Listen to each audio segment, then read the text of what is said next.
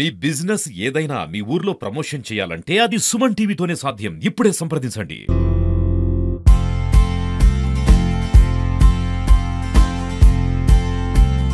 జోహార్ doctor Babasaheb Ambedkar. జోహార్ doctor Babasaheb Ambedkar. జోహార్. వర్ధిల్లాలి భారత రాజ్యాంగ ఆశయాలు. వర్ధిల్లాలి. ఇప్పుడు మిత్రులారా, మనం బీసీ సమాజం మొత్తం గమనించుకోవాల్సిన అవసరం ఉంది, అప్రమత్తం కావాల్సిన అవసరం ఉంది. పక్క రాష్ట్రాలలో తెలంగాణ రాష్ట్రం కానీ, తమిళనాడు కానీ, కర్ణాటక రాష్ట్రంలో కానీ వాళ్ళ యొక్క రిజర్వేషన్ శాతాన్ని 60కు మించి కూడా చేసుకునే పరిస్థితి ఉంది. తెలంగాణలో అటువైపుగా ఈరోజు అడుగులు పడుతూ ఉన్నాయి. తెలంగాణలో నిన్ననే ఒక సోదరుడు యువకుడు సాయి ఆచార్య యువకుడు బీసీ బిల్లు పాస్ కాలేదని, బీసీల యొక్క హక్కులకు, బీసీల యొక్క రిజర్వేషన్లు అమలు కాలేదని, చట్టబద్ధత కాలేదని నిన్ననే తెలంగాణలో హైదరాబాద్లో ఆత్మాహుతి చేసుకొని మన సాయి ఆచార్య అనే అబ్బాయి చనిపోవడం చాలా విచారకరం. ఆ అబ్బాయికి కూడా, వారి కుటుంబానికి కూడా మన బీసీ సమాజం ఆంధ్రప్రదేశ్ నుంచి కూడా వారి యొక్క సంపూర్ణ మద్దతు వాళ్ళ కుటుంబానికి మనమంతా ఇవ్వాల్సిన అవసరం ఉంది. వారికి కూడా మనం నివాళి అర్పించుకుంటున్నాం. అదే రకంగా ఈ సదస్సు ఆ అబ్బాయికి నివాళి అర్పిస్తూ ఉంది. అదే రకంగా ఇప్పుడు మనం ముఖ్యంగా మాట్లాడుకోవాల్సింది ఏమంటే 42% కోసం తెలంగాణ రాష్ట్రంలో కానీ, ఆంధ్ర రాష్ట్రంలో కానీ ఒక తెలంగాణలో పెద్ద ఎత్తున బీసీలకు 42% చట్టసభల్లో రిజర్వేషన్ కోసం వాళ్ళు పోరాటం జరుగుతూ ఉంది. చాలా ఉవ్వెత్తున కూస్తుంది. కానీ ఆంధ్రప్రదేశ్ రాష్ట్రంలో మటుకు అంత స్థాయిలో మనం వాయిస్ చేయలేకపోతున్నాం. అంటే మనకేం సమస్యలు లేవా, మనకేం మాట్లాడే వాళ్ళు అసెంబ్లీలో వద్దా, ఇవన్నీ అంశాలు కూడా మనం గుర్తుపెట్టుకోవాల్సిన అవసరం ఉంది. కాబట్టి ఇక్కడికి వచ్చేసినటువంటి మన బీసీ సమాజంలో ఉన్నటువంటి వివిధ సంఘాలు అందరూ వచ్చారు. మీ అభిప్రాయాన్ని, మీ యొక్క జనాభా ఎంత ఉందో కూడా కరెక్ట్గా తెలియని పరిస్థితి. ఈ రోజున 2026 జనాభా లెక్కలు జనవరి నుంచి ప్రారంభం కానున్నాయి, ఏప్రిల్ నుంచి కూడా ప్రారంభం కానున్నాయి. ఈ రెండు కూడా జనాభా లెక్కలు ప్రారంభిస్తున్నారు. భారతదేశం మొత్తం కూడా జనాభా లెక్కలు ప్రారంభించడానికి ఆల్రెడీ గెజిట్ నోటిఫికేషన్ విడుదల చేసింది భారతదేశం మొత్తం. ఈ జనాభా లెక్కింపులో బీసీల యొక్క జనాభా కూడా గణన చేసి బయటపెట్టి వాళ్ళ యొక్క జనాభా శాతాన్ని ప్రపంచానికి చూపించాల్సిన అవసరం ఉంది. పెరిగిన జనాభా శాతాన్ని చూపిస్తే మనకు ఆ జనాభా శాతంకు అనుగుణంగా రిజర్వేషన్ కూడా పెంచే అవసరం ఉంది, పెంచుకోవాల్సిన అవసరం ఉంది. గత స్వతంత్రం వచ్చినప్పటి నుంచి ఇప్పటిదాకా 50 సంవత్సరాలుగా జనాభాలు 1947 తర్వాత 50లో మనకు ఏవైతే జనాభా లెక్కలు ఉన్నాయో బీసీలవే, అవే లెక్కలతోనే ఈ రోజు కూడా 27% కుదించేసి 50% పైన ఉన్నటువంటి బీసీలకు 27%కే కుదించేసి ఈరోజు రిజర్వేషన్లు అమలు చేస్తున్నారు. ఇది అన్యాయము. మనకు జనాభా దాదాపుగా పెద్ద ఎత్తున జనాభా ఉంటే మనకు చిన్న చిన్న అవకాశాలు వస్తూ ఉన్నాయి. చట్టసభల్లో బీసీ బిల్లు కానీ పాస్ అయితే సగం మంది బీసీలు చట్టసభల్లోనే ఉంటారు, సగం మంది ఎమ్మెల్యేలు బీసీలే ఉంటారు, సగం మంది ఎంపీలు బీసీలే ఉంటారు. భారతదేశం మొత్తం మన చేతుల్లో, బీసీ సమాజం చేతుల్లో ఉంటుందనే విషయం ఇప్పుడున్న పాలకులకు తెలుసు కాబట్టి మనకు మోసం చేస్తున్నారు. ఆంధ్రప్రదేశ్ రాష్ట్రంలో ఇప్పుడు పంచాయతీ ఎలక్షన్స్ రాబోతున్నాయి. బీసీల గణన లేకుండా, బీసీల యొక్క లెక్కలు లేకుండా బీసీ రిజర్వేషన్లను, రాజకీయ రిజర్వేషన్లు ఏ రకంగా ఇస్తారో కూడా మనం అర్థం చేసుకోవాల్సిన అవసరం ఉంది. మిత్రులారా, మనం ఈ సదస్సు ద్వారా ఒక అంశాన్ని డిమాండ్ చేయబోతున్నాం. జనాభా లెక్కించిన తరువాతనే పంచాయతీ ఎలక్షన్స్ కూడా అమలు చేయాలి. గెజిట్ పాస్ చేశారు జనవరిలో ఎలక్షన్స్కి వెళ్ళాలని. వాయిదా వేసుకోవడానికి పెద్ద సమస్య ఏం కాదు. పెద్ద ఎత్తున పోరాటం చేసుకోగలిగితే కోర్టులో మనం కానీ, హైకోర్టులో కానీ పిల్లేసుకొని న్యాయ పోరాటానికి వెళ్తే ఖచ్చితంగా ఎలక్షన్స్ని మనం వాయిదా వేసుకొని బీసీల యొక్క జనాభా లెక్కించిన తరువాతనే పంచాయతీ ఎలక్షన్స్కి వెళ్ళాలనే డిమాండ్ని మనం రైజ్ చేయగలిగితే మన జాతులకు ఉపయోగం చేసుకునే రకంగా ఉంటుంది. అదే రకంగా ఎస్సీ ఎస్టీలకు ఏ రకంగా వాళ్ళకు ఒక అట్రాసిటీ యాక్ట్స్, ఒక చట్టబద్ధత, ఒక యాక్ట్ ఉందో మనకు చట్టబద్ధంగా, అలాంటి యాక్ట్ బీసీ సమాజానికి కూడా ఒక యాక్ట్ రావాలని చెప్పేసి మనం ఈ సదస్సు తరపున మనం ప్రభుత్వానికి డిమాండ్ చేస్తున్నాం. అన్నమయ్య జిల్లా రైల్వే కోడూరు నుంచి వచ్చాను. మనం అందరం ఒకటే జిల్లాలో ఉన్నాము, కానీ రెండు జిల్లాలు అయిపోయాయి. లేకిన్ మదనపల్లి జిల్లాగా మీకు ఇచ్చినందుకు శుభాకాంక్షలు తెలుపుకుంటున్నాను. ఈరోజు బహుజన సేన సదస్సుకు రావడం చాలా సంతోషమైంది. చాలా ప్రజా సంఘాలు వచ్చాయి. ఇది మొట్టమొదటిగా నేను చూస్తున్నాను. ప్రజా సంఘాలు లేని కారణంగా ఆంధ్రప్రదేశ్లో 2 కులాలే రాజ్యాలు ఏలుతున్నాయి. అది ప్రతి ఒక్కరికి అర్థం కావాలి. ఎందుకంటే చూడండి, ప్రజా సంఘాలు ఎప్పుడైతే గళం విప్పుతాయో ఆ గళంతోనే న్యాయం జరుగుతుంది. ఈరోజు డాక్టర్ అంబేద్కర్ గారు అందరికీ సమానత్వం హక్కు ఇచ్చారు. ఆ హక్కు తీసుకోవడంలో విఫలమైన మనం ఈరోజు మీరు చూస్తూ ఉంటారు, 69వ వర్ధంతి రోజు కూడా మనం నిద్రపోతున్నాం. మేలికోని రోజు మనకేం నష్టం కాదు, రాబోయే మన బిడ్డల భవిష్యత్తు అంధకారంలో ఉంటుంది అనేది మీరు కూడా ఆలోచించుకోవాలి. ఇంకో విషయం ఏమంటే చూడండి, రాజకీయం ఇక్కడ మాట్లాడకూడదు అంటున్నారు. రాజకీయం లేనిదే రాజ్యం ఏలుతున్నారు ఎవరు? రాజకీయం మాట్లాడడానికే నేను వచ్చాను. ఎందుకంటే కుల సంఘాలు నోరు విప్పని కారణంగా ఈరోజు చూడండి, ఒక్క బీసీ ముఖ్యమంత్రిని ఆంధ్రప్రదేశ్లో మీరు చూడగలిగారా? చూడలేదు. ఎందుకు? మనము ఏది కూడా గల్లం విప్పడం లేదు. ఈరోజు చూడండి, మేము ముస్లిం రాజకీయ రిజర్వేషన్ డిమాండ్స్ ఆంధ్రప్రదేశ్లో మొదలెట్టాం. మొట్టమొదటి పదయాత్ర మేము పులివెందలలో మొదలుపెట్టాం. నిన్ననే మీరు చూశారు, నంద్యాలలో మేము మొదలెట్టాం పాదయాత్ర. ఈరోజు ఎందుకు తెలుసా? మేము చట్టసభల్లో పోకపోతే న్యాయం జరగదు. గళం ఎక్కడ విప్పాలి? చట్టాలు ఎక్కడ తయారవుతాయి? చట్టసభల్లో. గళం ఎక్కడ విప్పాలి? చట్టసభల్లో. స్థానిక ఎన్నికలలో కూడా బీసీలకు గుర్తింపు లేదు. 13% ఉండాం మేము ఆంధ్రప్రదేశ్లో. 3 ఎమ్మెల్యే సీట్ల మాకు 3 ఎమ్మెల్యే సీట్ల మా దామాష ఎత్తుకుంటే మాకు 15 ఎమ్మెల్యే సీట్లు కావాలి. కానీ ఆ దామాష మూలంగా మాకు లేని కారణంగానే మేము ఈ రోజు ఈదుల్లో పాదయాత్ర చేస్తున్నాం. ఇక్కడ చిత్తూరు జిల్లా, ఉమ్మడి చిత్తూరు జిల్లాలో కూడా చేస్తాం, అనంతపురం జిల్లాలో కూడా చేస్తాం. ఇప్పుడు చూడండి, మన మిత్రుడు ఎవరో ఒకరు వచ్చారు, మన శ్రీ చందు గారు ఎవరో ఒకరు వచ్చారు. ఇలాంటి వ్యక్తిని ఎక్కడ పంపాలో అక్కడ మీరు పంపి ఇక్కడికి నిలదీయండి, రేపు ఇతను న్యాయంగా లేకపోతే. అదే నేను చెప్తున్నాను. ఎందుకంటే చూడండి, మనము నిద్రపోతే రాజ్యం మన చేతికి రాదు. చూడండి, మీరు చూశారు, వాళ్ళ బిడ్డలే ఎమ్మెల్యేకు ఎన్నిక కాబోతున్నారు. బీసీలు 50% ఉన్నా కూడా, 52% ఉన్నా కూడా, మా వారిలో కూడా ఉన్నారు బీసీలో షేక్లు తీసుకొని ఉన్నారు. కానీ నేను ఓసీలో ఉన్నాను.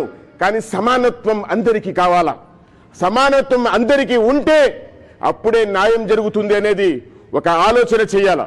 ఎందుకని చూడండి, ఇంత దూరం నేను రావడానికి కారణం ఏమంటే, ఒక సమూహం ఒక చోట తయారవుతున్నది. ఆ సమూహంలో మనము న్యాయం కోసం మనం పోరాడకపోతే రేపు మా మిత్రుడు మా గురించి మాట్లాడరా? తప్పకుండా మాట్లాడతాడు. ఎందుకంటే నేను ఇక్కడ వచ్చి మాట్లాడాను కదా. మీరు తీసుకునే ఏ నిర్ణయం కూడా, మీరు బీసీ సంఘం వారు ఏ నిర్ణయం తీసుకున్నా కూడా ముస్లిం ఐక్య వేదిక వారు మీ తోడు సహకరిస్తూ ఉంటారు. నేను దాదాపు ఉద్యమాలు స్టార్ట్ చేసినప్పుడైతే నా వెంట కనీసం అంటే 3-2 కూడా వచ్చేవాళ్ళు కాదు. అంటే ఈ యొక్క సంఘంలో పోతే కనీసం ఏ ఒక రాయితీలు పోతాయని, ఆ గ్రామంలో ఎవరో ఒక పెద్ద భయపడిస్తాడని చెప్పే ఉద్దేశంతో. అదేవిధంగా చూస్తే నేను కూడా వచ్చేసి 2013లో భారీ ఎత్తున జమ్మలమడి నుంచి స్థానిక ఎమ్మెల్యేగా పోటీ చేయాలని చెప్పేసి ఆ రోజు నేను కాంగ్రెస్ పార్టీలో ఉన్నప్పుడు టికెట్ ఇచ్చేటువంటి స్కోప్స్ ఉన్న టైంలో ఆ రోజు వచ్చేసి మా ప్రత్యర్థి ఆదినారెడ్డి గారు నా మీద దాడి చేయడము, అదేవిధంగా ఇవన్నీ కూడా దెబ్బ తగలడము, అదేవిధంగా వచ్చేసి నా స్కూల్స్ ఆస్తులు ధ్వంసం చేయడము, అదేవిధంగా దాదాపు నాకు 1 కోటి రూపాయల వరకు ఆస్తి నష్టం చేయడం జరిగింది ఆ రోజు. అదేవిధంగా స్కూల్లో ఉన్నటువంటి సర్టిఫికేట్, అంటే పిల్లలు చదువుకున్నటువంటి సర్టిఫికేట్ కూడా కాల్ చేశారు ఆ రోజు వచ్చేసి పూర్తి స్థాయిలో. అలాంటి స్థాయి నుంచి నేను ఫ్యాక్షన్ ఏరియా నుంచి వచ్చిన వాడిని. అదేవిధంగా ఫ్యాక్షన్ ఏరియాలో ఏ విధంగా ఫ్యాక్షన్ జరుగుతుందో అలాంటి ప్రాంతంలో వచ్చేసి మా జీపులన్నీ కూడా దాదాపుగా అటాక్ జరిగింది గడ్డికోట అనే ప్రాంతంలో. అలాంటి స్థానంలో మళ్ళీ నేను వచ్చేసి ముందుకు రావడానికి కనీసం అంటే 5-6 ఇయర్స్ పట్టింది. మళ్ళీ ఆర్థికంగా మళ్ళీ సమకూర్చుకొని మళ్ళీ బీసీలు సమాయత్తం చేయడానికి దాదాపు నాకు 6 సంవత్సరాల కాలం వచ్చేసి పట్టింది. అంటే ఈ విధమైనటువంటి భౌతిక దాడులు కూడా చేస్తారు. ఎందుకంటే ఎక్కడైతే బలంగా బీసీలు బలపడుతున్నారు, ఎస్సీలు బలపడుతున్నారు, కలుసుకుంటున్నారు అన్నప్పుడు అక్కడ ఖచ్చితంగా వచ్చేసి దాడులు జరగడం అనేటువంటిది జరుగుతూ ఉంటుంది. కాబట్టి మనం ఖచ్చితంగా బీసీ సప్లాన్ కూడా, బీసీ రక్షణ చట్టం కూడా మనం అందరం కూడా పోరాడాల. పెద్దలకి ఇదే చెప్తున్నాను, చందు గారు కూడా చెప్తున్నారు. అది కూడా మనందరం కూడా అజెండాగా తీసుకొనేసి మనం తప్పకుండా దాంట్లో కూడా పోరాడాలి. కాబట్టి ప్రతి ఒక్కరు కూడా అండగా ఉండాలి. ఎక్కడైతే బీసీ మీద దాడులు జరిగాయో ఆడ ప్రతి ఒక్క బీసీలు కూడా రాష్ట్ర వ్యాప్తంగా తరలి రావాలని ఇక్కడ వచ్చేసి వాళ్ళకు ఒక భయం పుట్టాలని చెప్పేసి ప్రతి ఒక్కరు కూడా మనం ఐక్యతగా ఉంటేనే, పోరాటం చేయగలిగితేనే మన హక్కులు మనం సాధించుకోగలం. కాబట్టి అలాగే బీసీ నాయకులు ఎవరైతే ఉన్నారో, ఎమ్మెల్యేలుగా ఎంపీలుగా ఎవరైనా ఉన్నారో వాళ్ళు కూడా మన బీసీ కింద స్థాయిలో ఉన్న వ్యక్తులను కూడా ప్రోత్సహించాలి. అలా ప్రోత్సహించినప్పుడే మనం మిగతా వాళ్ళు కూడా అందరూ కూడా అన్ని స్థాయిల్లో అన్ని రంగాల్లో కూడా ముందు ఉంటారు. కాబట్టి ప్రతి ఒక్కరూ ఇలాంటి సదస్సుకు వచ్చి మన చందు గారు ఏదైతే ఈ సదస్సు పెట్టి మా అందరినీ ఒక చోట చేర్చి ఈ విధంగా చేస్తున్నారో అందరూ కూడా ఆయనకు మద్దతు తెలిపి మనం ఇంకా ముందుకు వెళ్ళాలి, ఇంకా పోరాటాలు చేసి మన హక్కుల్ని మనం సాధించుకోవాలి అని ఈ సందర్భంగా తెలియజేసుకుంటూ ఉన్నాను. మిత్రులారా, మనం తెలంగాణలో పరిస్థితి చూస్తూ ఉన్నాం. 1 సంవత్సర కాలంగా 42% రిజర్వేషన్ల కోసం అక్కడ జరుగుతున్నటువంటి పోరాటం, అది ఒక దశలో అసెంబ్లీలో నిర్ణయం తీసుకున్నా కూడా మళ్ళీ కోర్టుల్లో లిటిగేషన్ వచ్చి అక్కడ ప్రాబ్లం అవుతున్నటువంటి విషయం మనం చూసాం. నిన్ననే సాయిచారి అని ఒక అబ్బాయి కూడా అక్కడ ఆత్మహత్య ప్రయత్నం కూడా చేశాడు. అంటే రాజ్యాంగబద్ధమైనటువంటి మన హక్కులు సాధించుకోవడానికి ఈరోజు మనం ఎంతగా అంటే ప్రాణాలను పణంగా పెట్టి పోరాడాల్సినటువంటి అవసరం ఈరోజు కింది వర్గాలకి, బహుజన వర్గాలకి ఏర్పడింది. అదే ఉన్నత వర్గాలకి ఇలాంటి సమస్య ఉందా అనేది మనం ఒకసారి అర్థం చేసుకోవాలి. మనకే ఎందుకు ఈ సమస్య వచ్చింది, ఉన్నత వర్గాలకి ఈ సమస్య ఎందుకు లేదు? కేవలం మనం మాత్రమే రిజర్వేషన్ల కోసం కొట్లాడాలి అంటే దేశ జనాభాలో సగం పైగా ఉన్నటువంటి బీసీలు చట్టసభల్లో సగం ఉండాలని కోరుకునే కోరిక అదేమన్నా గొంతెమ్మ కోరికనా? ఒక శాస్త్రీయమైన సహేతుకమైనటువంటి ఒక డిమాండ్ అది.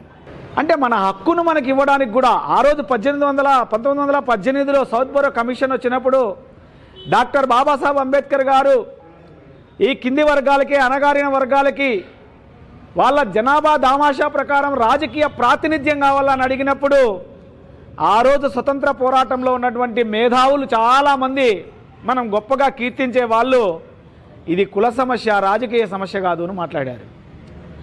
ఇది కుల సమస్య కాబట్టి వీళ్ళకి రాజకీయ హక్కుల అవసరం లేదు, వీళ్ళకి సంఘ సంస్కరణపరమైనటువంటి ఒక సంస్కరణ కార్యక్రమాలు ఇస్తే చాలు, ఇది సామాజిక సమస్య, దీన్ని అలా పరిష్కారం చేయాలని ఆ రోజు మనం ఈరోజు దేశ పితలుగా, జాతి పితలుగా మాట్లాడే వాళ్ళు అందరూ కూడా ఆ రోజు మాట్లాడారు.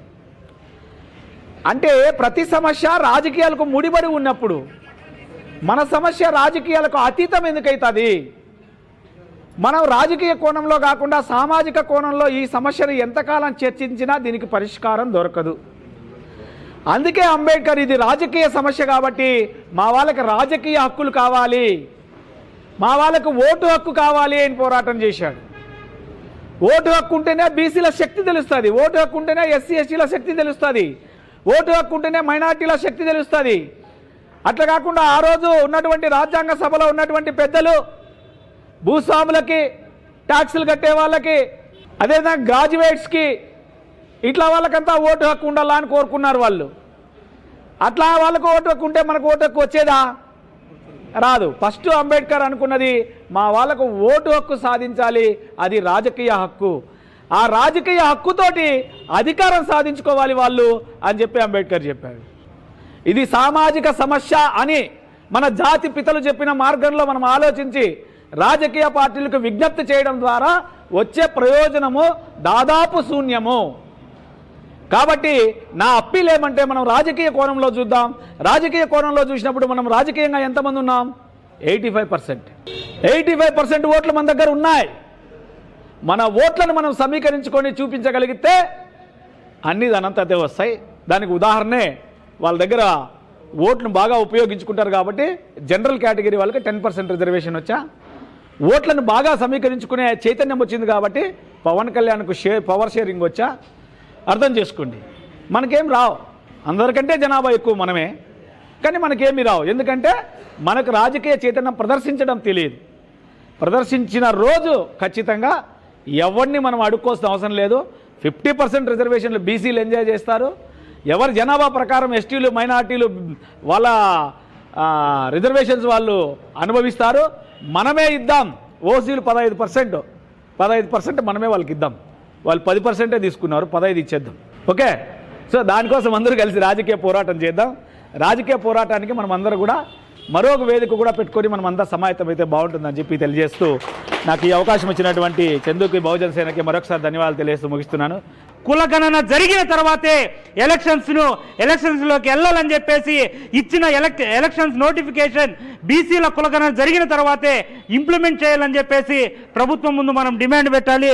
అదే రకంగా బీసీ సప్లాన్ మరియు బీసీల యొక్క రక్షణ చట్టాన్ని కూడా మనం తీసుకోవాలని చెప్పేసి ఈ సదస్సు మూకుమ్ముడిగా ప్రభుత్వం ముందు డిమాండ్ పెడుతూ, అదే రకంగా 11న విజయవాడలో జరిగే బీసీల రౌండ్ టేబుల్ సమావేశానికి కూడా ఈ సదస్సు మద్దతు ప్రకటిస్తూ 16వ తేదీ చలో ఢిల్లీ బీసీ సంక్షేమ సంఘం ఆధ్వర్యంలో జరిగే చలో ఢిల్లీ కార్యక్రమానికి అదే రకంగా మద్దతు తెలియజేస్తూ 22న నవ చైతన్య వేదిక ఆధ్వర్యంలో జరిగే హలో బీసీ చలో విజయవాడ కార్యక్రమానికి కూడా సంపూర్ణంగా మద్దతు చేస్తూ, అదే రకంగా మదనపల్లిలో నూతన జిల్లా కేంద్రంలో ఈ నెల 29వ తేదీన బీసీ రిజర్వేషన్ల భేరీ పేరుతో పెద్ద ఎత్తున మనమందరూ కూడా సమాయత్తమై పెద్ద ఎత్తున నిరసన గళాన్ని వినిపించడానికి బీసీ వర్గాలు లీడర్లు అందరూ కూడా సిద్ధం కావాలని సవినయంగా ఈ వేదిక ద్వారా తెలియజేస్తూ పిలుపునిస్తూ జై భీమ్, జై బీసీ.